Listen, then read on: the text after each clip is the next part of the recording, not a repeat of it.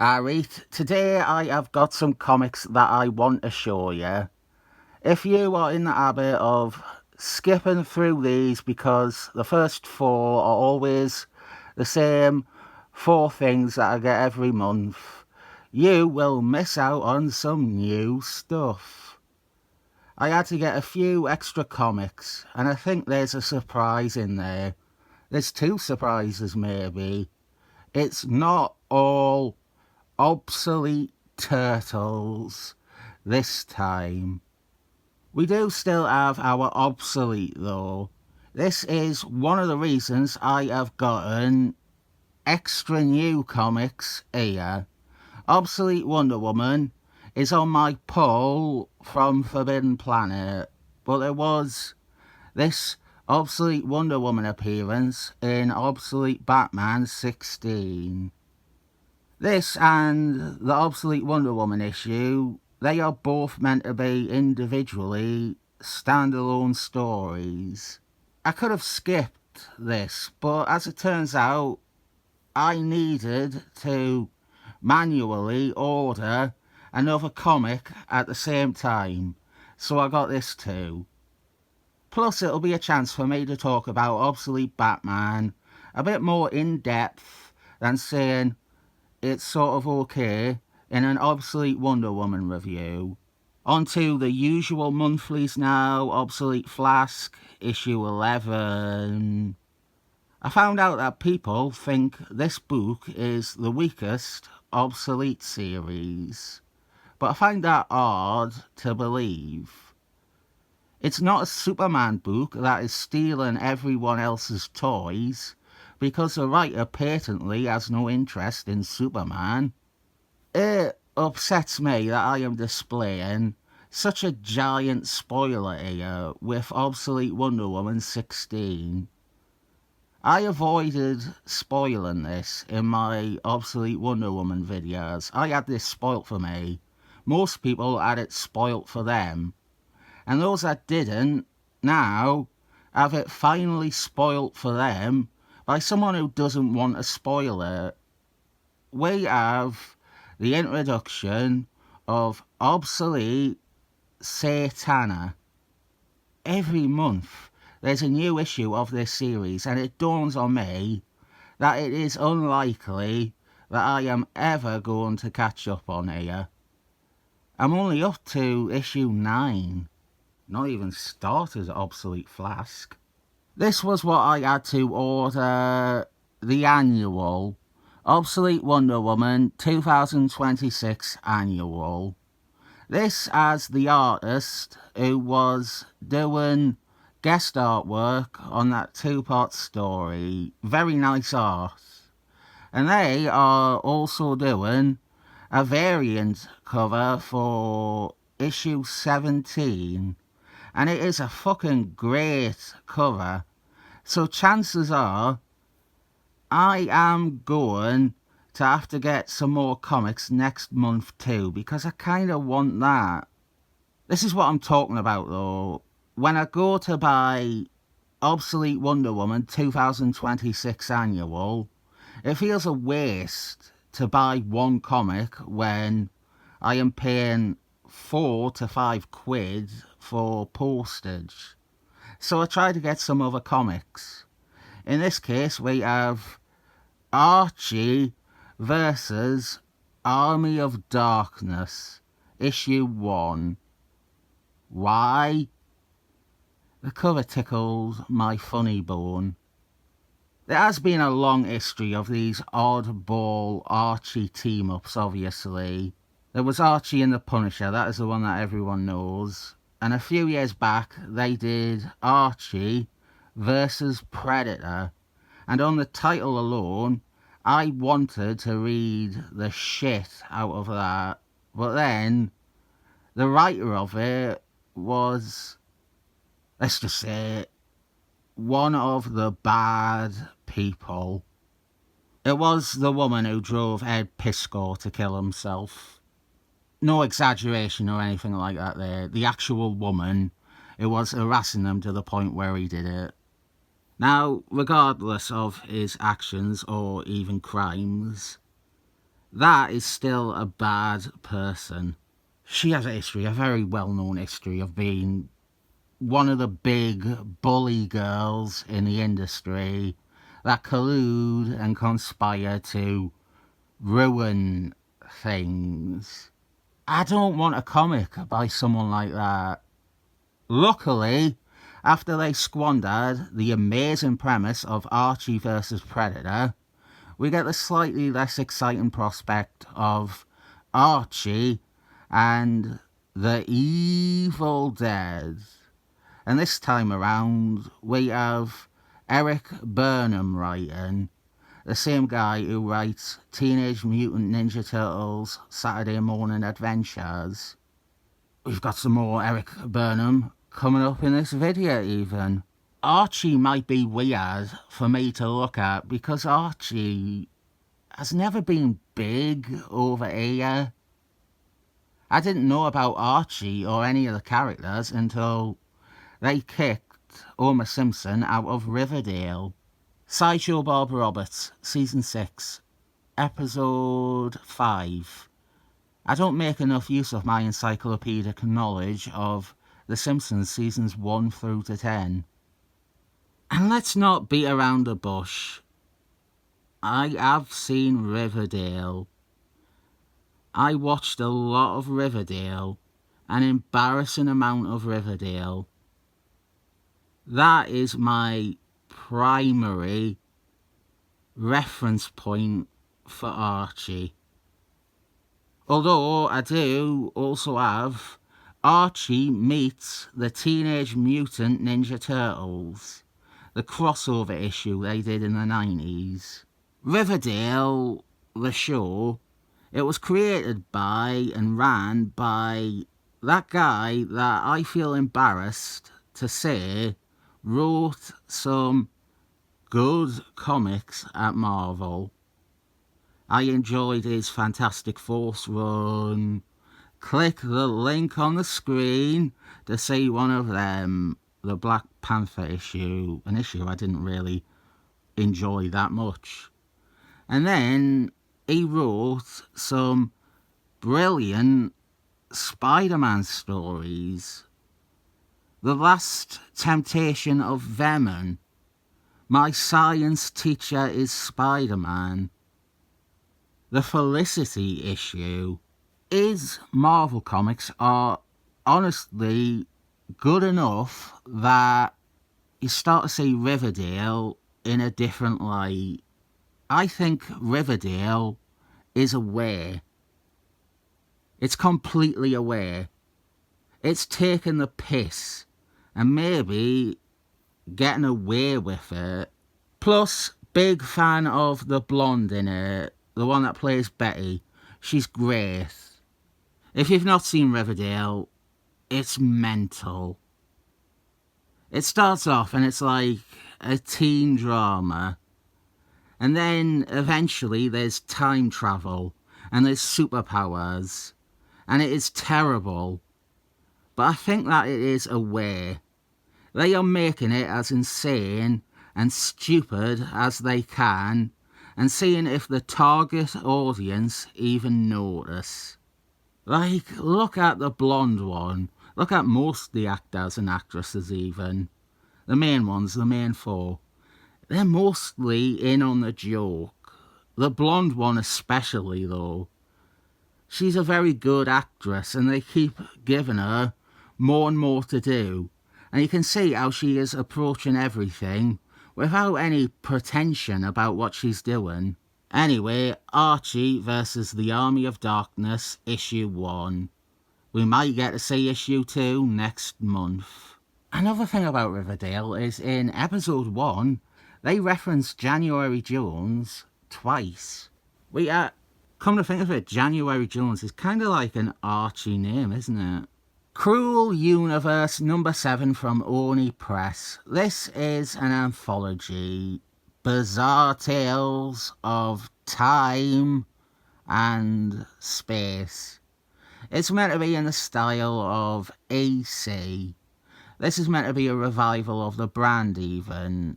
An AC revival. I like anthologies like this, but I got it because the cover made me think of The Colour Out of Space. Then when I thought about it, I really liked the title, Cruel Universe. Those are the type of anthology tales I gravitate towards. Something where someone or somebodies are victims of a cruel universe. Turtle time! We have got Battle Nexus here. This was a weekly event mini-series, and because I only get these once a month, we have issues 3, 4, and then 5. Michelangelo versus Slash. Eric Burnham involved in all 3 of them too. TMNT Journeys, issue 6. Splinter is in the crosshairs. No idea what that portends. We are only 4 issues in. There's nothing that has come up so far that provides me a clue for this. Then we are up to issue 33 of Saturday Morning Adventures. More Eric Burnham. This is a series based on the 1987 cartoon. And this is part 1 of a 3-part story. It will have connecting covers across the 3 issues. So by itself, this looks a bit off. We've got a random assortment of characters. Raphael, Ad-Ob, the Neutrinos. And then we have Man-Moth at the back. That is a bad name though, Man-Moth. It sounds like man who is a moth, rather than Man-Mammoth. Man-Mammoth would be a better name even. He is a TMNT Adventures original, the Archie series. And I think he first appeared, maybe, in the Turtles Meet Archie comic. That is the new comics. This is an odd one. 1988, Batman, The Cult. A 4-part graphic novel series by Jim Starman and Benny Wright brothers. I've got all 4 parts of it, never read it before. I know that the villain from it would pop up in other Batman things I've read, and I would always be confused. Jim Starman's run on Batman with Jim Apparatus is my favourite Batman run. So it felt like a no-brainer that I should finally get this. They were going to do a sequel to this, well, a follow-up, but DC thought that it was too dark, so they took it to Marvel and they made it into a Punisher one called Punisher POV. That might be worth getting too. I am intrigued at the idea that they switched from Batman, a character with a very strong and unbreakable commitment to not killing, to Punisher, someone who kills as his entire MO.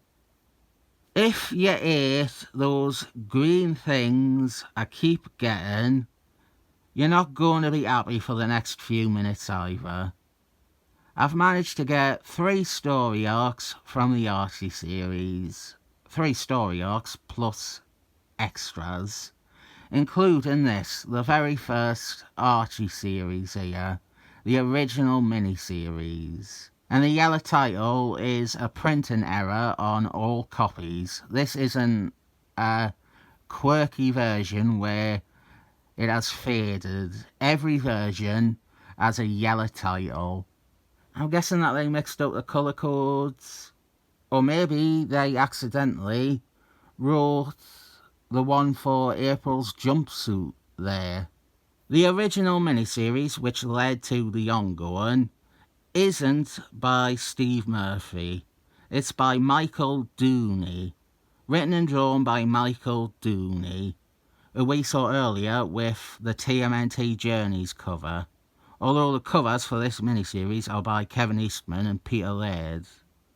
And the miniseries, 3 issues long, it is of note because it is the first comic appearance of Krang.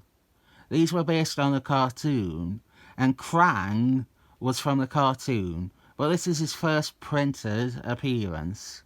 Jumping forward a few years, here is the ongoing that came after that mini.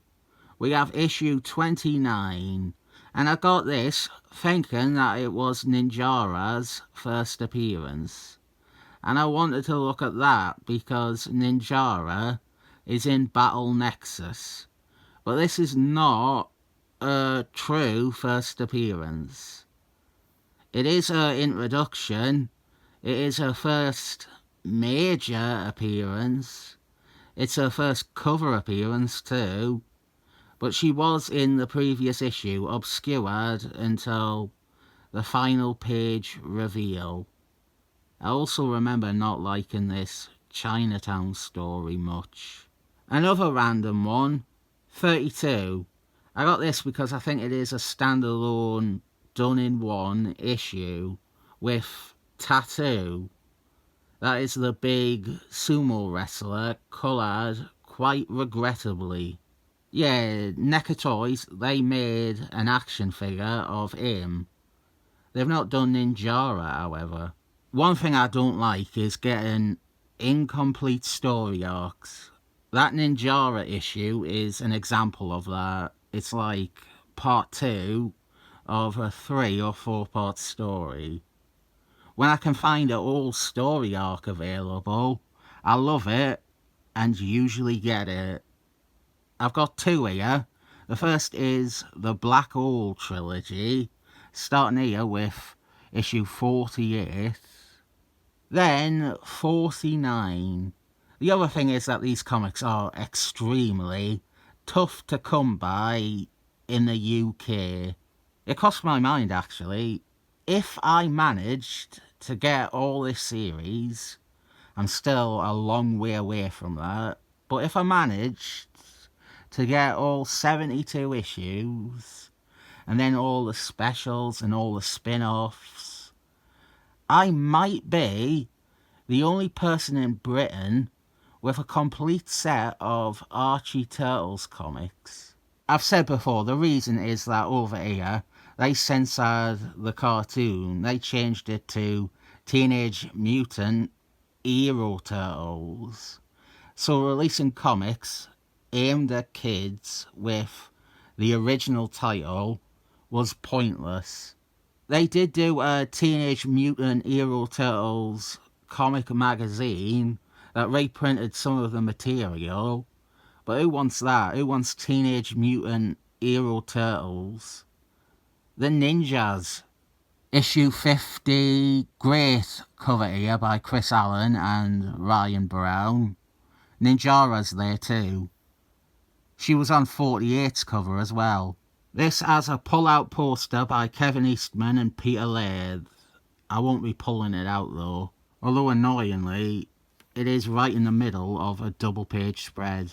And our final story arc here is an important one. We have Terracide issues 55 through to 57. The story following the slaughter of the Mutanimals. What's this girl's name again? She is Mondo's girlfriend, Mondo Gecko. I cannot remember her name though. I think it begins with the letter C. Carly, Cindy, Candy. Is it Candy Kane? I think that's it, Candy Kane. It sounds like a porn star name. 56, and this is Noel. He's like the big arch villain for a lot of adventures. That's him, that they're all looking at flying. He's like an evil demon posing as a businessman. I should also explain another reason that these are doubly tough to find. There are versions of these with barcodes on the cover. In my supreme arrogance, I decided I am going to try and get the versions without barcodes, which takes this already low circulation book in America that is virtually non-existent in my own country and makes it even harder to collect.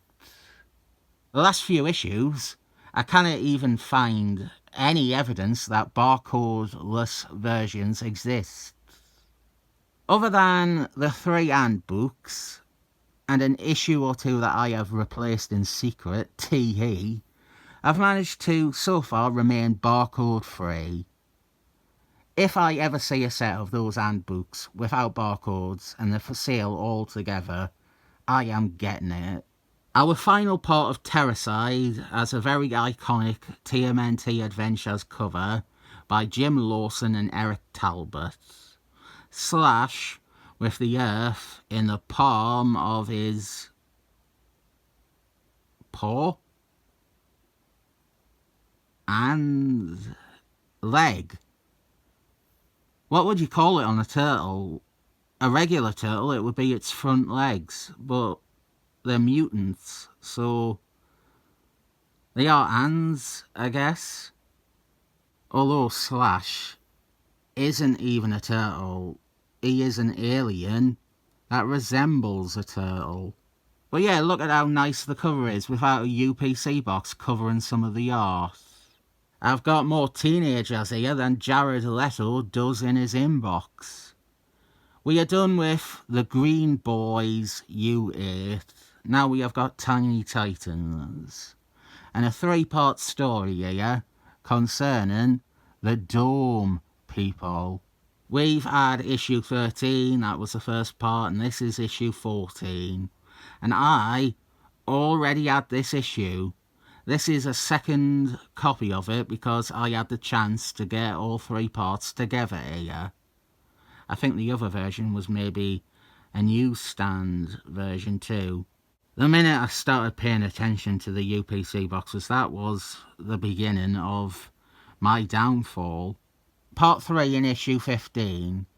This story actually ignores the new Dome people, I think. They have been introduced in 1977, and they hadn't really went anywhere yet. But I don't think they are mentioned at all in these 3 issues. There was also a period after this story where they were toying with adding Robot Man to Tiny Titans, which is daft because he isn't a teenager. Then we are closing off this video with some issues from the 1999 series, beginning here with issue 4. I am looking forward to looking at this run one day. This issue has guest art by a convicted admirer of child porn. Definitely the guy you want drawing teenagers, right? Issue 5. Prattson is in this run. I've noticed he's very prominently been on the covers to these 2 issues as well. It is a small period of Prattson that I've not read. Next is issue 6, featuring a guest appearance by the Kyle Reese version of Green Lanterns. Always loved him mixing it up with the Tiny Titans. And let's be honest, he is not making it onto any Justice Leagues again. So Tiny Titans should become his own again. And the very last thing we have in this selection of comics is issue 7. Speed kills. Fast cars. Cheap thrills. Rich girls. Fine wine. I've lost my sense, I've lost control, I've lost my mind. Next time on Son of Capwolf's Comic Book Halls, we have a bunch of comics relating to a certain blind lawyer man. I have 2 whole runs for that, arguably 3. And then a Scarlett Johansson miniseries too. What did you see here that piqued your interest. What do you want me to look at post haste? If you leave it to me, I'll just look at those green blokes you don't like. I've got to be real for a moment and give this 7 thumbs up.